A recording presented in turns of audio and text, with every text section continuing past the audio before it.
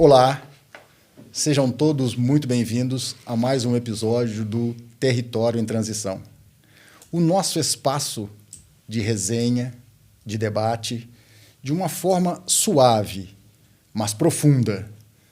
Trazemos assuntos e convidados que nos passam experiências, projeções e feeling. Talvez esses feelings é que nos trarão insights. Essas referências que impulsionam referências vão fazer com que nós espelhemos as nossas dores, as nossas vocações e trará luz, com muita certeza, ao que devemos nos atentar para que sigamos. Seja na nossa vida cotidiana, seja nos nossos relacionamentos pessoais, no nosso trabalho e naquele grande projeto que temos na nossa gaveta e que temos uma vontade incrível. Conversamos dele no churrasquinho, na praia no verão com os amigos, mas falta uma centelha, um quê de profissionalismo para que a gente tire ele da gaveta e comece a discutir com quem realmente entende de desenvolvimento de negócios e que tente profissionalizar o que é um sentimento, uma ideia, uma intuição. Para corroborar muito com toda essa trajetória, essa construção, hoje nós vamos conversar com Daiana de Leonço Monzon, vou chamar de persona, ela é multifacetada, experiências em organizações do governo estadual, municipal, um pé sempre na academia, o que é fundamental. Não há como pensarmos em disrupção sem os princípios acadêmicos. Não há como pensar em evolução sem a ideia de filosofia, que é uma lâmpada de LED. Eu dizia muito lamparina candeeiro, mas é uma lâmpada de LED para clarear todos os possíveis caminhos. E, de uma forma muito especial, aos caminhos que devemos evitar. Às vezes, errarmos um pouco o caminho, é possível corrigir rotas, como o Google Maps. Mas, se não enxergarmos caminhos quase que proibidos ou não recomendados, a chance do insucesso cresce muito. Daiana, seja muito bem-vinda. Eu gostaria que você dissesse para nós um pouquinho da Daiana, além de todos os cargos, porque aqui a gente conversa com a Daiana, que é uma coletânea de todas essas experiências, né?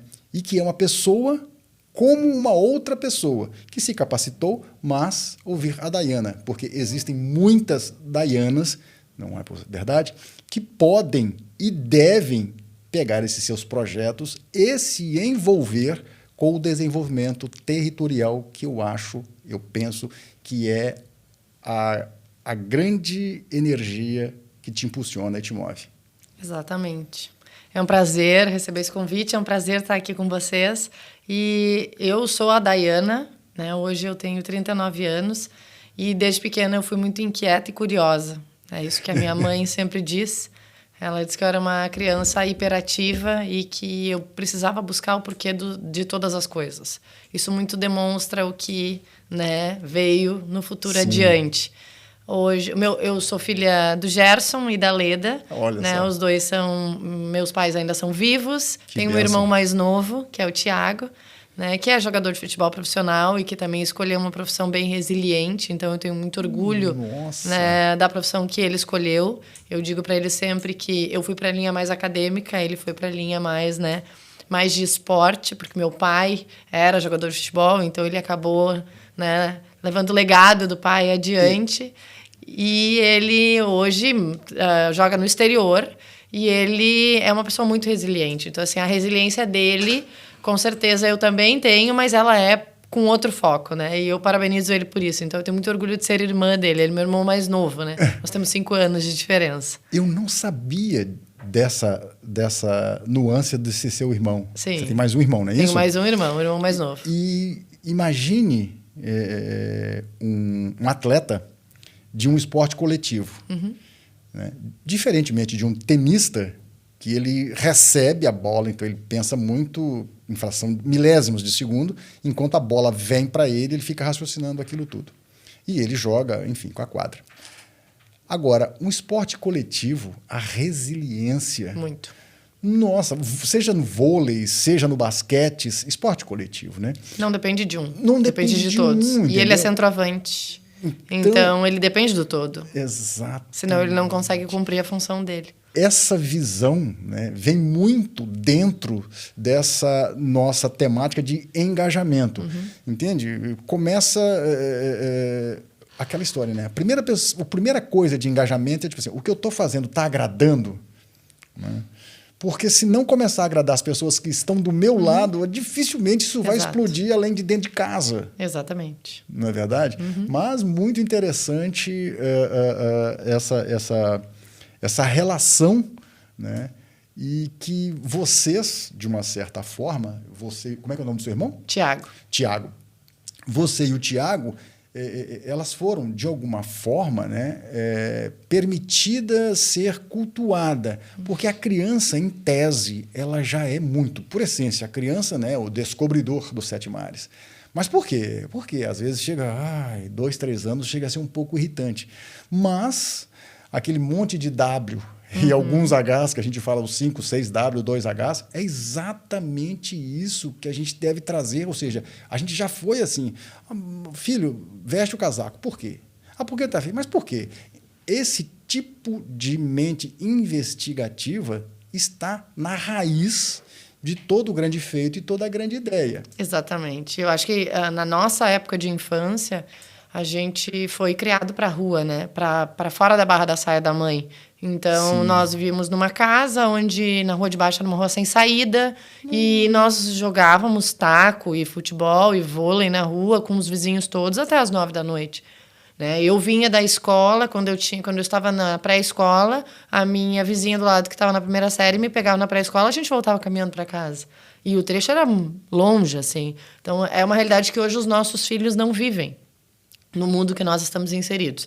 Espero que daqui para frente a gente possa evoluir muito para que eles vivam a mesma experiência que a gente viveu, porque essa experiência é que nos deixou cascudo, essa experiência que nos permitiu tomar escolhas sem a mãe dizer amém para tudo, né? Ou que nos permitiu escolher o que era certo e o que era errado, né? E nessas escolhas eu escolho, então, ainda eu moro muito perto da Universidade Fevale, morava, né, na época dos meus pais, muito perto da Universidade Fevale. Então eu escolho, por vezes, em passando na frente da Fevale, eu disse para mim mesmo que um dia eu estudaria e trabalharia ali. E foi isso que fiz. Então, passei no vestibular, minha mãe e minha Dinda me ajudaram nos primeiros meses ali das primeiras cadeiras, e eu passo a estudar na Universidade Fevale, começo a comunicação social e trabalhar na Universidade Fevale também. Então, eu entro como estagiária na Fevale. Sim. Né? E daí a minha vida na Fevale, ela fica por muitos anos, né? Muitos anos mesmo. Então, assim, eu estou na Fevale, eu fiquei 16 anos. Fiquei 6, depois eu fiquei mais 10 anos. Sim. Né? E ela foi a minha escola da vida, realmente. E dentro da Universidade Fevale, a gente pôde conhecer muito esta questão de que conhecimento ninguém tira. Então, quanto mais eu conheço, mais eu estou preparada para o que vem lá fora. Né? Claro. Dentro da Universidade Fevale, eu conheço meu marido, que é o Maicon. O Maicon, ele é cientista da computação, né? Ele é formado em TI. E ele era uma pessoa que trabalhava na área de TI lá dentro. Então, essa lógica do social e do exato, ele faz muita diferença porque a gente tem muito coalizão, mas muitos acertos, porque a gente consegue conversar um com o outro e o que um não sabe, o outro consegue complementar. Então, hoje eu estou casado com ele, fizemos 14 anos de casado e mais 3 anos ali de namoro, então já são 17 anos de convivência. Longa convivência, e a gente aprendeu muito um com o outro, porque a ciência exata e a ciência social, ela é totalmente diferente, mas ela é totalmente complementar. E a gente precisa dessa complementariedade para muita coisa. Não só para a vida amorosa, para dentro de uma casa, mas para todos os projetos que a gente vai fazer. Se a gente não tiver essa complementariedade, a gente não vai saber se o projeto ele é assertivo ou não para seguir adiante. Sim. E deste fruto, né? Junto com o meu marido, eu tive a minha filha, que hoje tem 4 anos. Olha só. Que é a Zoe. E a Zoe, ela é a cara do pai, mas o gênio da mãe. Então, ela é... A minha mãe disse que eu vou passar tudo que ela passou comigo, eu vou passar com a minha filha. Vai pagar os pecados. Já estou pagando. Ela pergunta muitos porquês. Ela é uma pessoa muito quieta. Ela quer saber como fazer as coisas. Ela quer fazer as coisas sozinha. Ela é uma pessoa muito competitiva. Ela é uma pessoa que ela vê o outro fazendo, ela diz que ela pode fazer igual e ela tenta até conseguir. Então, eu enxergo Sim. muito dela em mim. É muito do que eu era dentro dela, né? E o Michael diz que a gente discute uma com a outra, que é como se a gente estivesse discutindo com a mesma pessoa. Então, a gente, às vezes, não sai do lugar. Ele é o mediador entre as duas, né? Porque ele é o cara que é o zero ali. E nós duas somos muito parecidas. Sim. Então, e conviver, e eu te digo assim, conviver com uma criança de 4 anos e ser mãe, né? Só me deixou mais forte. Porque, sim, eu tinha toda a minha vida acadêmica, eu me graduei na Fevale, eu fiz mestrado na Fevale, fiz meu doutorado na Fevale também, em Diversidade Cultural e Inclusão Social, e eu tive a minha filha no meio do doutorado. Né? E ainda bem que não foi do mestrado, porque o mestrado é mais curto, né? O doutorado ainda dá para remediar.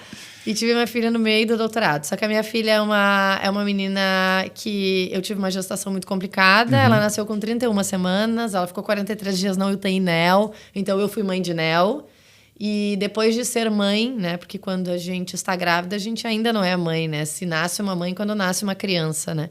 E quando esta criança nasceu, eu pude perceber que meu mundo vira de cabeça para baixo e que todos os tempos que eu mesma determinava para mim mesmo, não sou eu mais que determino. Reinventou.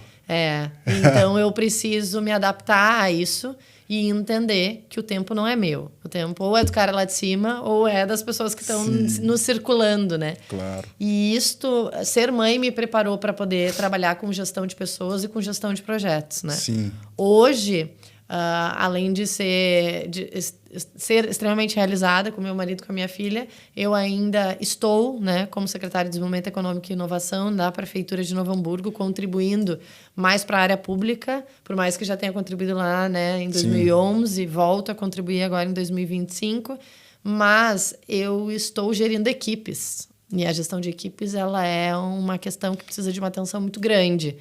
Além de gerir equipes, eu ainda leciono, né? Então, eu leciono para os meus alunos, eu dou aula na FTEC de Novo Hamburgo, e as minhas disciplinas são de empreendedorismo e ecossistema de inovação.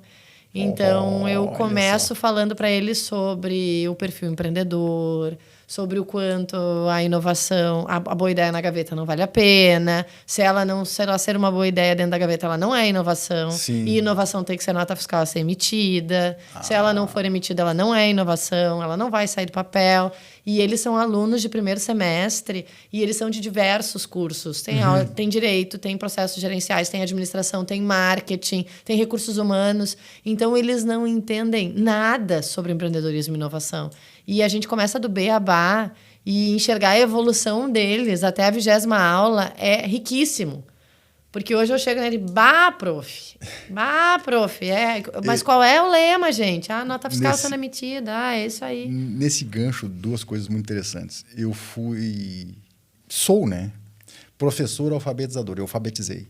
Então, você ver uma criança escrever a fichinha dele, o nome onde ele mora, o nome do pai e da mãe. Ele ler a fichinha do coleguinha, né? Então, tipo assim, né? Você acendeu onde eu brincava de acender um candeeiro na escuridão da ignorância alheia, entendeu? Isso era muito interessante. A sua experiência ao lado de uma rua sem saída, isso me remete ao repertório, que é um dos pontos fundamentais que eu entendo ser de extrema necessidade para chegar na nota fiscal. Ter o MVP, um produto que atenda alguma coisa. Entende? A gente diz, a Fundação Dom Cabral, dizendo de um apagão profissional. Então, nós temos hoje a engenharia de prompt. Então, nós temos a IA, que é um vasculhador de tudo do que já foi produzido. É muito ela interessante. facilita, mas ela não... Mas ela não escreve o prompt, ela precisa do prompt. Então, se você não tem... Assim, se você nunca pegou um taco e deu uma pancada com um taco numa bola, você não sabe o tamanho do impacto que o taco dá na sua mão quando ele bate na bola. Exatamente. Não é igual você pegar um joystick, pegar um telefone celular e dar uma pancada na bolinha no joguinho eletrônico, né? O telefone vibra na sua mão, mas você não sabe se é a bolinha que está vibrando, se é a chamada que está no silencioso. Diferente do cara que, com todo respeito, pega um pedaço de pau, de madeira, pega uma bola e dá uma pancada naquilo, derruba a lata, ele cata a lata, aí começa a ter as ideias, um sacaninha vai lá e põe uma pedrinha, vai um peso na lata para a lata não tombar de jeito nenhum, sabe? Essas coisas, essas intuições que a gente vai tendo, essa sagacidade que vai tendo, né? E que eu conversava com o José Paulo da Rosa, ele muito dado ao sistema S, né, que dizia o seguinte, né, hoje nós temos engenheiros que nunca apertou um parafuso. O cara é mestre, doutor em engenharia, mas ele nunca apertou um parafuso, né? A meninada, vou chamar de meninada porque eu fui menino do Senai, passo o dedo assim no escuro, né? No motor do carro, em algum lugar, passo o dedo na cabeça, na ponta de cima do parafuso, ele sabe se é parafuso de fenda, que é só um rasguinho, se ele é estria ou estrela, como chamam, né? Que é 4 rasguinhos para enfiar a chave Phillips, se é a chave Allen, que é um buraco na cabeça que a chave entra nele, o tamanho, olha, não, isso aqui não é uma chave 10, essa intuição, né, de tatear e enxergar esse repertório que a pessoa precisa ter. O cara fala, não é parafuso, não, está arrebitado. Passa a mão, não, tem um cordão de solda aqui. Esse tipo de experiência, né, que dizem os peritos em inovação que o consumo hoje deixou de ser um consumo de produto e passa a ser um consumo de experiência. Exatamente. Não é?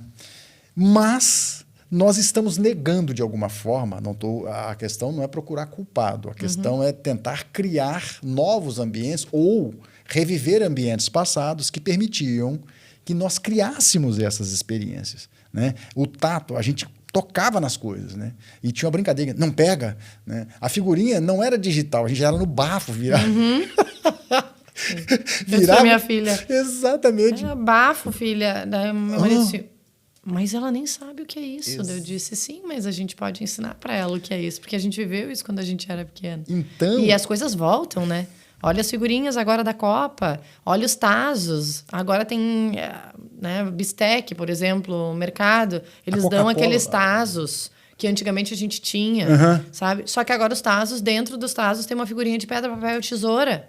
Olha a evolução. E daí ela joga pedra, papel e tesoura com meu marido, só que é um tazo. Olha só. É uma coisa que a gente jogava antes, era só a questão de trocar. Hoje em dia ele tem uma funcionalidade. Ele tem lá a pedra, o papel, a tesoura desenhado dentro do tazo. Ele já virou um jogo lúdico. Sim, né? A sim. evolução que os brinquedos que nós tínhamos à época, né? Eles também já tiveram para o século que a gente vive agora. E o quanto isso também é rico para que eles possam entender que as brincadeiras do pedra, papel e tesoura, que a gente também brincou, agora ela não é só manual, ela é física, ela é palpável. Quando o espírito do cut, de cortar, de partir, está ali na tesoura, o de embrulhar e envolver está no papel, né? E aquela coisa, sei lá, indestrutível, que a tesoura bater na pedra, não vai acontecer. Exatamente. O que está por trás disso, inconscientemente, isso é muito importante. Essas ideias vão trazendo, não, mas espera aí, não, isso é uma pedra, não dá para ser isso. Tá, mas então, tipo assim, e se nós colocássemos no lugar da tesoura apenas uma marreta? Bom, aí começou a fazer diferença, espera aí. São essas pequenas nuances dessa construção de repertório, que eu chamo de repertório, que faz muita diferença, né, num quesito que eu gostaria de explorar com você. Nós vemos no mundo digital... Olha, se abrir o telefone, o que vai aparecer de gente prometendo compre o meu e-book e faça 10K numa semana, 100K no mês, não sei isso, que não sei o quê, fique rico. Na verdade, fique rico. Parece que é uma loteria o negócio dele. Um curso de R$27 que você compra o e-book, não sei o que tem, o cara vai ficar milionário. Olha, o que eu percebo é que perdeu-se como é que se ganha dinheiro. Fazendo o que exatamente? Aí você fala, escuta, Você tem febre. É natural que você corra à primeira drogaria, né, e procure um antitérmico. Legal. Você tem dor. É um analgésico. E por aí afora vai. Coceira, é um colírio, nos olhos é um colírio, enfim. Muito bem. Essa leitura é um questionamento. A gente vê muito em inovação. Soluções. A gente vai nesses encontros de inovação, não é uma crítica, é uma observação. Eu vejo um monte de soluções para problemas que eu não tenho. Entende? Então, o cara tem um óculos, sabe, tridimensional, eu preciso disso. Cercamento eletrônico de cidades para menos de 10 mil habitantes. Saneamento básico, eu tenho isso? Não. Esses sensores, né, das dores, dos problemas que atacam frontalmente, né, que é o bode que está dentro da sala da sociedade, do território. Nas grandes feiras de inovação, são raros as ofertas para as dores. O que a gente percebe é que existe uma ideação e um despertar de uma necessidade que ainda não existe, guardadas as devidas proporções.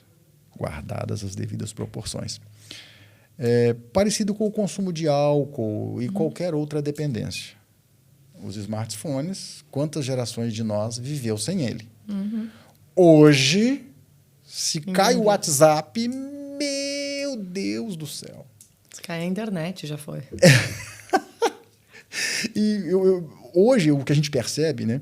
Eu escrevi um artigo, publiquei ontem, se o mundo está de burnout. Não são as pessoas. Não. A NR1 entrou agora no dia 26, né? A nova NR1. Sim. E aí já declararam que só um pouquinho. Não vamos sair dando machadada nos RHs e nas empresas. Vai ter um período de 90 dias, depois mais 90 dias, uma plenária de 1 ano para ver como é que a gente está evoluindo nisso. Graças a Deus. Mas o burnout não é do cidadão, é da sociedade como um todo. Essa é a minha percepção. E aí eu cito algo do tipo, né? Virou brincadeira, parece brincadeira, tipo assim, romance de novela das 6 horas da tarde. Aquela teledramaturgia para meninas de 15 anos daquela época. Eu não sei hoje em que idade esse tipo de sentimento e evolução emocional estaria. Mas da nossa época, da nossa, acho que não, mas da minha, as meninas de 15 anos. E aí, todo dia, eles se beijavam, juravam amor eterno e no final do capítulo brigavam. Olha, com todo respeito, se nós olharmos as divulgações, porque foram várias, de cessar fogo lá no Estreito de Hormuz, chamar Estados Unidos, Irã e Israel. Tá? Todo dia, não, agora saiu uma proposta. Eles estão estudando isso. Quando pensa que não, de noite a televisão bomba não sei aonde, drones não sei o que tem. Então, olha, mas nós não estamos falando de um romance, de a fofoquinha, o galã da novela das 9 brigou com a não sei quem. Não é isso. Nós estamos falando de meter guerra, de destruir prédios. E isso com uma facilidade. Autoridades do lugar onde a bomba caiu dizem que morreram 30 pessoas. Mas de manhã não falaram no cessar-fogo? Não, mas isso não vai acontecer. Então, a gente está percebendo assim, uma naturalidade com essa instabilidade, né? A gente não sabe na bomba de gasolina como é que chega. Assim, tá, mas aí é o seguinte, quanto é que está o Brent, o óleo de petróleo, o barril de petróleo que é negociado? Ele está subindo, ele está caindo? Mas tu sabe, as pessoas elas vivem, e daí é uma escolha, né? Elas vivem por momentos pequenos, num mundo da fantasia, porque se a gente pega a telematurgia ou até mesmo os filmes, né, que hoje são colocados, dependendo do filme, o final sempre é feliz, né? E quem sabe é o que a gente não vive hoje, os finais não são felizes. Toda consequência, ela tem uma, né? Toda ação tem uma consequência. Sim. E essa consequência, ela é vista diariamente. Então, é dura a consequência que a gente enxerga. E a gente tenta se sentir confortável com aquela consequência. E, por vezes, não é confortável. O ser humano, ele tenta se adaptar àquela consequência que está acontecendo. Primeira vez que saiu o Covid na TV, há alguns anos atrás, todo mundo vai morrer, né, o mundo vai acabar. E era um caos, um pânico. Depois da época de Covid, depois de 2 anos, e agora no mundo que a gente está vivendo, Covid é mais uma gripe. Né? Ele está controlado, a gente conviveu com aquilo, a gente aprendeu com aquilo, a gente evoluiu com aquilo. Né? E quando a gente sai de um momento onde a gente está dentro deste mundo que a gente vive e que a gente encontra o caos todos os dias, como, por exemplo, a própria guerra dos Estados Unidos, do Irã, do Israel, o reflexo nas bombas de gasolina, tanto do diesel quanto a gasolina e outros fatores mais, a própria taxação dos Estados Unidos, que pegou muitas empresas, não só aqui, né, mas de diversos países, a gente vai para dentro de casa, o que a gente quer é apenas olhar uma novela. Porque lá eu sei que o final é feliz. Para esquecer um pouco do que a gente vive. Acho que é o nosso momento de relaxar, sabe? Seria terapia. Terapia de não pensar em mais nada. O meu marido disse para mim assim, mas tu vai olhar a novela não chega a lugar nenhum. Eu disse, mas me deixa aqui, pelo menos a novela não preciso pensar. Porque aquilo fica indo e tu fica descansando os pensamentos. Porque tu fica numa loucura no mundo que a gente vive, onde a nossa cabeça ela não para em nenhum momento. Verdade. Então, eu estou 6 da manhã acordando para tomar meu banho, para ir trabalhar. Eu já estou pensando que eu esqueci de pedir tal coisa para tal pessoa, que eu preciso lembrar a outra que tem uma reunião, que daí às 8 horas eu já tenho uma reunião com tal pessoa. E tu fica naquele mundo que tu vai vivendo no automático, achando que tudo aquilo é normal. E esse é o burnout da sociedade. Porque a gente acha que tudo que a gente vive é normal. O estresse virou normal. O estresse virou normal. O caos virou normal.